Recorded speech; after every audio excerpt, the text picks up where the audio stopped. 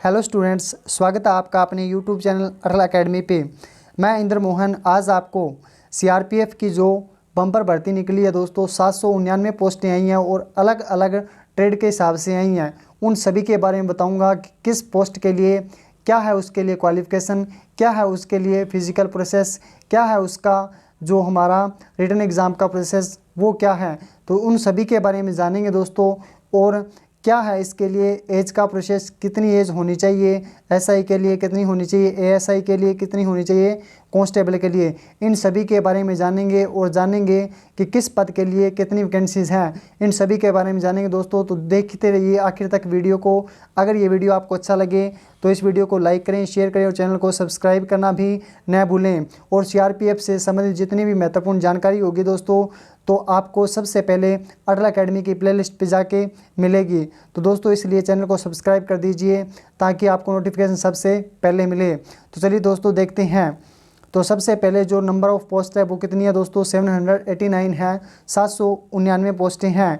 उसके लिए जो दोस्तों फीस रखी गई है, ऑफलाइन फॉर्म है दोस्तों।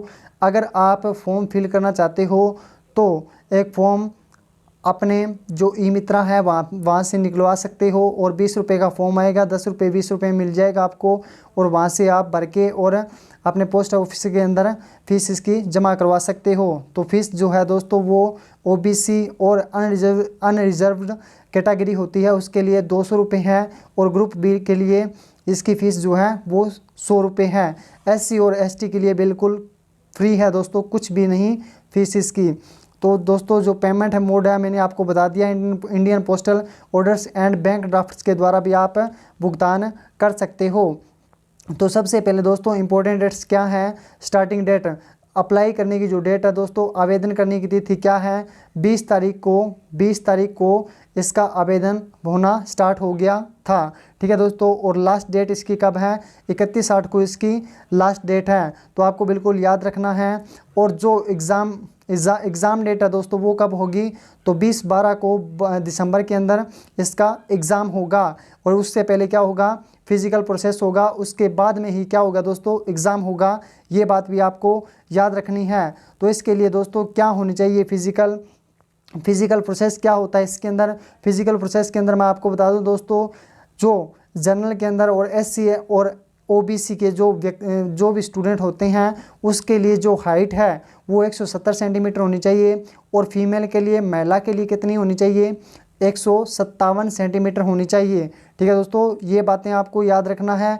अगर ये शर्तें आप पूरी करते हो तो आप फॉर्म अवश्य भरिए। ठीक है दोस्तों, अवश्य फिल करिए, क्योंकि ये जो प्रोसेस है, भर्ती का प्रोसेस है, बहुत बढ़िया प्रोसेस है दोस्तों। और इसके अंदर आपका जो सिलेक्शन होने का जो चांस है वो बहुत ज़्यादा बढ़ जाता है। ठीक है दोस्तों।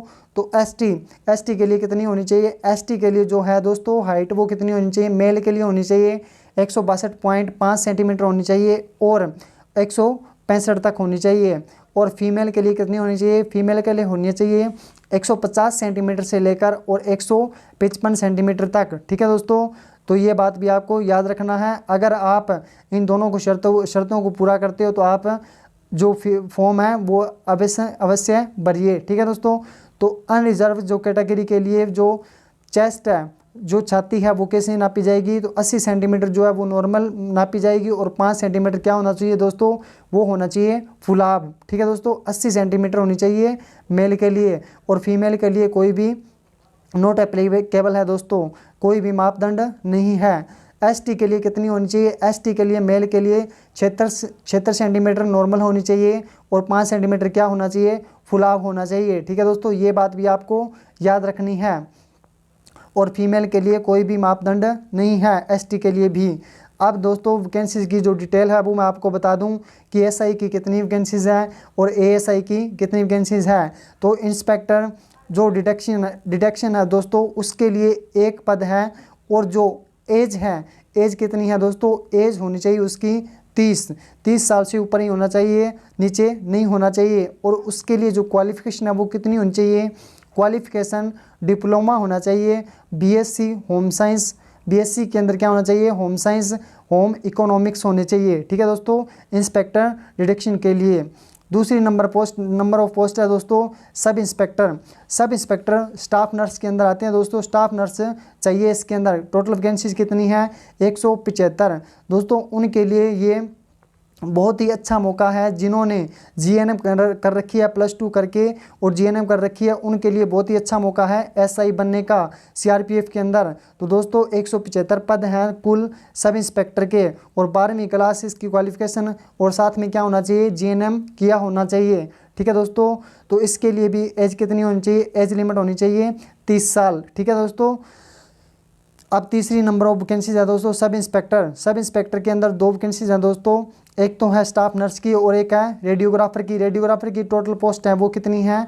8 पोस्टें हैं। इसके अंदर क्या होना चाहिए दोस्तों? इंटरमीडिएट डिप्लोमा रेडियो डायग्नोसिस होना चाहिए दोस्तों। डिप्लोमा होना चाहिए इनके अंदर। ठीक है। सब इंस्पेक्टर के लिए, रेडियोग्राफर के लिए रेडियोग्राफर का क्या होना चाहिए? डिप्लोमा होना चाहिए। और टोटल पोस्ट कितनी है? टोटल पोस्ट है दोस्तों इसकी 8।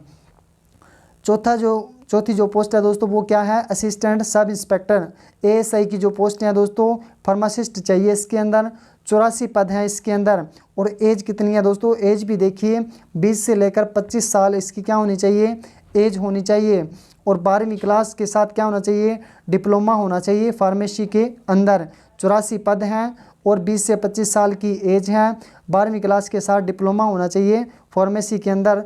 तो वो फॉर्म अप्लाई कर सकते हैं एएसआई का। ठीक है दोस्तों। असिस्टेंट सब इंस्पेक्टर दूसरी पोस्ट इसके अंदर क्या है दोस्तों? इसके अंदर है साइकोथेरेपिस्ट होते हैं, उसकी जो पोस्ट है दोस्तों, उनकी जो टोटल पोस्ट है वो कितनी है? वो हैं 5। तो इंटरमीडिएट इसके लिए क्या होनी चाहिए? क्वालिफिकेशन होनी चाहिए डिप्लोमा बैचलर्स के अंदर होना चाहिए। ठीक है दोस्तों। ये बात आपको याद रखनी है अगर आप एएसआई का फॉर्म फिल कर रहे हो। किसका? साइकोथेरेपिस्ट का। ठीक है दोस्तों। छठी नंबर जो पोस्ट है दोस्तों वो क्या है? Assistant sub inspector. Assistant sub inspector के अंदर दोस्तों 4-5 ट्रेड्स के अंदर वैकेंसीज आई हैं। तो आपको बिल्कुल याद रखना है, अगर आप इनमें से एक भी ट्रेड की क्वालिफिकेशन रखते हो तो आप फॉर्म अवश्य फिल करिए।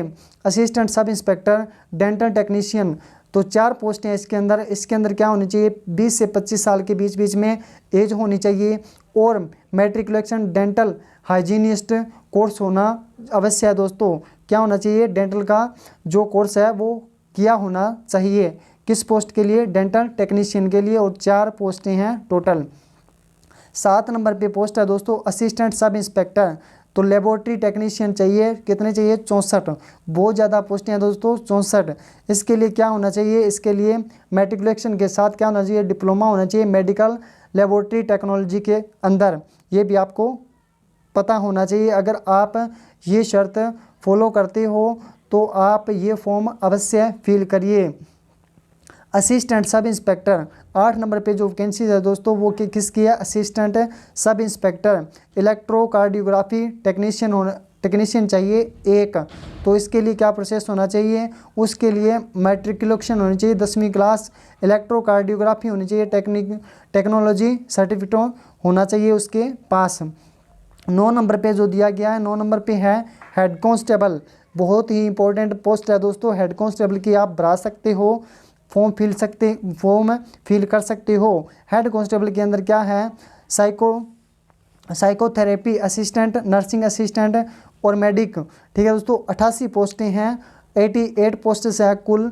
18 से लेकर 25 साल इसकी है एज। तो 12वीं क्लास के साथ क्या होना चाहिए? डिप्लोमा होना चाहिए फिर साइकोथेरेपी के साथ। ठीक है दोस्तों। साइकोथेरेपी के साथ क्या होना चाहिए? डिप्लोमा होना चाहिए, +2 की होनी चाहिए। 10 नंबर पे जो पोस्ट आती है वो है head constable ANM midwife. ANM की होनी चाहिए, मिडवाइफ होनी चाहिए। और जो टोटल वैकेंसीज है वो कितनी है? 3 वैकेंसीज हैं। और 18 से लेकर 25 साल उसकी एज होनी चाहिए। 12वीं क्लास के साथ क्या होना चाहिए? ANM की होनी चाहिए। 11 नंबर पे है हेड कांस्टेबल। हेड कांस्टेबल की भी बहुत पोस्टें हैं दोस्तों, ट्रेड्स के हिसाब से दी गई हैं। और ASI की भी बहुत ज़्यादा पोस्टें हैं।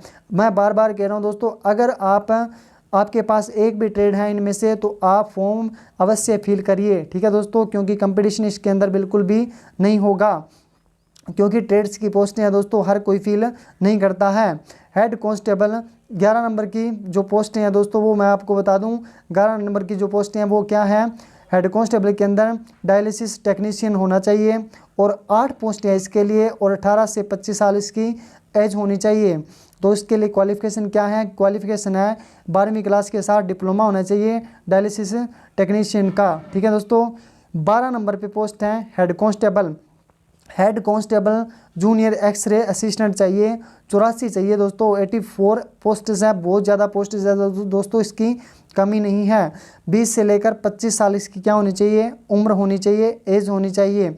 मैट्रिकुलेशन के साथ 10वीं के साथ डिप्लोमा होना चाहिए रेडियो डायग्नोसिसन के साथ। 13 नंबर पे पोस्ट क्या आती है, 13 नंबर पे पोस्ट आती है हेड कांस्टेबल। हेड कांस्टेबल की पोस्ट होनी चाहिए और लेबोरेटरी असिस्टेंट चाहिए। 5 असिस्टेंट हैं और 20 से लेकर 25 साल इसकी उम्र होनी चाहिए और क्वालिफिकेशन क्या होनी चाहिए, क्वालिफिकेशन 10वीं के साथ लेबोरेटरी असिस्टेंट का कोर्स किया होना चाहिए। 14 नंबर पे पोस्ट आती है head constable. Head constable electrician चाहिए, एक पोस्ट है। इसके साथ क्या होनी चाहिए, क्वालिफिकेशन क्या होनी चाहिए और एज कितनी होनी चाहिए, एज होनी चाहिए 20 से लेकर 25 साल। मैट्रिकुलेशन डिप्लोमा इलेक्ट्रीशियन ट्रेड इसकी क्वालिफिकेशन है। 15 नंबर पे है head constable steward. Head constable steward के लिए 3 पोस्टें हैं, कुल पोस्ट हैं 3। 18 से 23 साल उम्र होनी चाहिए। 10वीं के साथ डिप्लोमा किया होना चाहिए फूड एंड बेवरेज सर्विस का। ठीक है दोस्तों, डिप्लोमा किया होना चाहिए फूड एंड बेवरेज सर्विस का। 16 नंबर पे है कांस्टेबल मलासी। कांस्टेबल मलासी की 4 पोस्टें हैं, 18 से लेकर 23 साल उम्र होनी चाहिए। इसके लिए बस दोस्तों 10वीं की होनी चाहिए और कुछ भी नहीं चाहिए आपके लिए। कांस्टेबल कुक, कांस्टेबल कुक के लिए भी अच्छी वैकेंसीज है दोस्तों, 116 वैकेंसीज हैं और 18 से 23 साल उम्र होनी चाहिए और मैट्रिकुलेशन होनी चाहिए 10वीं की होनी चाहिए। यहाँ पे भी आपको अच्छा मौका मिलता है क्योंकि सिर्फ 10वीं मांगी गई है, इसके अंदर कोई भी ट्रेड्स नहीं मांगी गई है, तो फॉर्म अवश्य फिल करिए। कांस्टेबल सफाई कर्मचारी 121 पोस्टें हैं दोस्तों, मैट्रिकुलेशन होना चाहिए 10वीं की होनी चाहिए। Knowledge of reading and writing English Hindi local language, तो इसके अंदर क्या है दोस्तों, अच्छी तरह से नॉलेज होनी चाहिए उसको, क्या किसकी, पढ़ने की, लिखने की, राइटिंग मतलब राइटिंग इंग्लिश मतलब इंग्लिश लिखने की और हिंदी लोकल लैंग्वेज की अच्छी तरह से बोलने की और लिखने की, उसके अंदर क्या होनी चाहिए, नॉलेज होनी चाहिए। ये पोस्ट भी अच्छी है। 19 नंबर पे आता है दोस्तों कांस्टेबल धोबी वॉशरमैन। ठीक है दोस्तों, तो इसके लिए क्या है, धोबी चाहिए। 5 पोस्टें हैं, 18 से 23 साल उम्र होनी चाहिए, उसके लिए भी 10वीं मांगी गई है। 20 नंबर पे पोस्ट है कांस्टेबल। कांस्टेबल के अंदर क्या है दोस्तों, WC चाहिए, 3 पोस्टें हैं और मैट्रिकुलेशन इसकी क्या है, क्वालिफिकेशन है और 10वीं चाहिए इसके लिए क्वालिफिकेशन।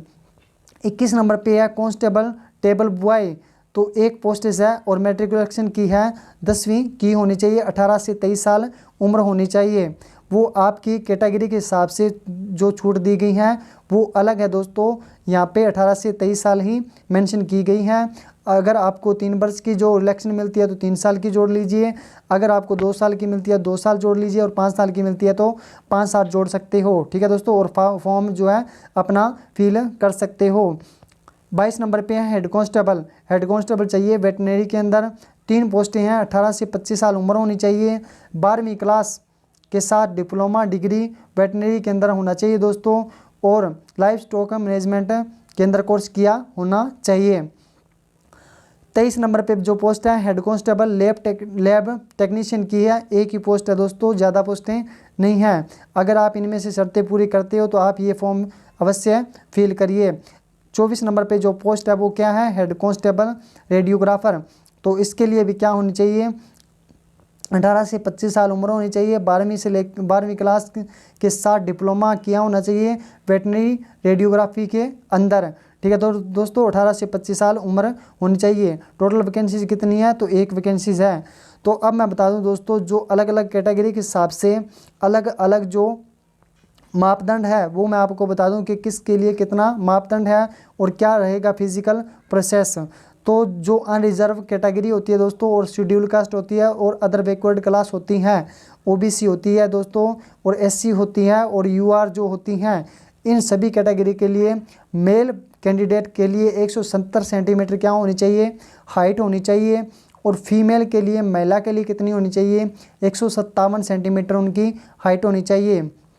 चेस्ट कितनी होनी चाहिए, चेस्ट होनी चाहिए दोस्तों इन सभी के लिए 80 सेंटीमीटर मेल कैंडिडेट के लिए, और फीमेल के लिए कोई भी चेस्ट की ज़रूरत नहीं है। ठीक है दोस्तों, 80 सेंटीमीटर क्या होनी चाहिए, बिना फुलाए होनी चाहिए, और 85 सेंटीमीटर फुला के होनी चाहिए। ये बात आपको याद रखनी है।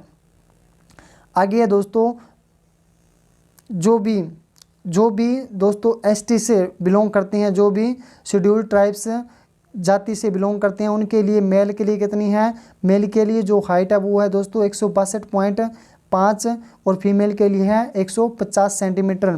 तो ये भी आपको पता होना चाहिए। जो एसटी कैटेगरी है उसके लिए हाइट का जो प्रोसेस है वो कितना होना चाहिए, 162.5 और फीमेल के लिए 150। और जो इनके लिए चेस्ट है वो कितनी होनी चाहिए, मेल के लिए 76 सेंटीमीटर होनी चाहिए बिना फुलाई, और 81 सेंटीमीटर होनी चाहिए फुला के। ठीक है दोस्तों, और फीमेल के लिए कोई भी इसका प्रोसेस नहीं है।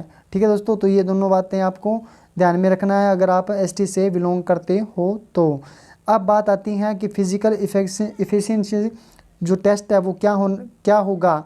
तो जो फिजिकल एफिशिएंसी टेस्ट है दोस्तों उसके अंदर क्या है, जो 1600 मीटर रेस है मेल के लिए 7 मिनट और 30 सेकंड के अंदर ये इस रेस को पूरा करना होगा, इस दौड़ को पूरा करना होगा 7.5 मिनट्स के अंदर।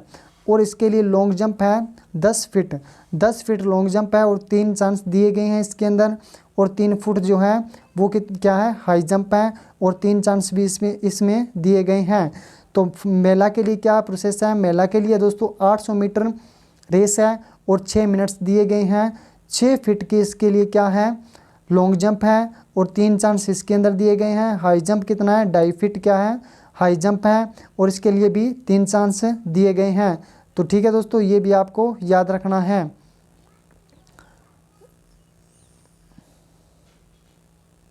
आगे है दोस्तों स्टेज सेकंड के अंदर अगर आप फिजिकल पास कर लेते हो तो उसके बाद में जो प्रोसेस होता है रिटन एग्ज़ाम का, उसके अंदर क्या दिया गया है, उसके अंदर दिया गया है जनरल इंटेलिजेंस। जो 50 क्वेश्चन आएंगे दोस्तों, 50 क्वेश्चन आएंगे और 50 ही नंबर के होंगे। वैसे तो 100 नंबर का टेस्ट होगा आपका, लेकिन 50 नंबर जो हैं वो मैथ, रीजनिंग और जनरल नॉलेज, और जो आपके हिंदी या इंग्लिश चूज़ करते हो लैंग्वेज, उसमें से आएंगे 50 नंबर। ठीक है दोस्तों, और 50 नंबर का जो पेपर है वो किस में आएगा, वो जो आप जिस भी ट्रेड का फॉर्म फिल करते हो उसी में से आएगा। तो आपको ये बात याद रखनी है।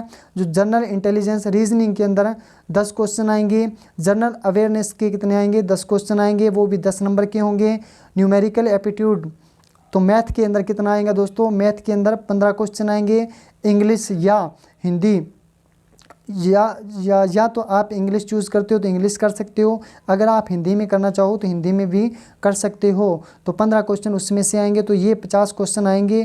ठीक है दोस्तों, आपके रिटन एग्ज़ाम के अंदर, और 50 क्वेश्चन आएंगे जो भी आप ट्रेड भरते हो उससे संबंधित। तो 100 नंबर का टोटल क्या होगा, पेपर होगा, 100 क्वेश्चन टोटल होंगे। ठीक है दोस्तों, तो उसके अंदर क्या है, तो इंस्पेक्टर, सब इंस्पेक्टर, एएसआई और हेड कांस्टेबल के लिए जो भी अनरिजर्व्ड कैटेगरी है और एक्स सर्विसमैन है उनके लिए 50% मार्क्स लाना ज़रूरी है, अनिवार्य है। और एससी, एसटी और ओबीसी कैंडिडेट के लिए 45% मार्क्स लाना ज़रूरी है। For the post of constable के लिए कितना होना चाहिए, कांस्टेबल के लिए अनरिजर्व्ड कैटेगरी है जो जनरल कैटेगरी होती है, और एक्स सर्विसमैन है उनके लिए 45% मार्क्स लाना ज़रूरी है। और एससी और एसटी ओबीसी कैंडिडेट्स के लिए 40% मार्क्स लाना ज़रूरी है। ठीक है दोस्तों, तो उम्मीद करता हूँ दोस्तों ये वीडियो आपको अच्छे से समझ में आ गई होगी, और सीआरपीएफ की जो भी फिजिकल प्रोसेस और रिटन एग्ज़ाम का जो प्रोसेस है उन सभी के बारे में आपको अच्छे से पता लग गया होगा। अगर ये वीडियो आपको अच्छी लगी हो तो इस वीडियो को लाइक करें, शेयर करें, और चैनल को सब्सक्राइब अवश्य कर लीजिए, क्योंकि जो सीआरपीएफ एएसआई है, एसआई है, कांस्टेबल है और हेड कांस्टेबल है, उसकी तैयारी अटल एकेडमी के द्वारा करवाई जा रही है दोस्तों, वो भी फ्री ऑफ कॉस्ट करवाई जा रही है। अगर आपको किसी भी तरह की जानकारी लेनी हो तो आप अटल एकेडमी के प्लेलिस्ट पे जाके अटल अकेडमी की प्ले लिस्ट पे जाके सर्च मार लीजिए, सभी तरह की जानकारी उसमें दी गई है। Thanks for watching.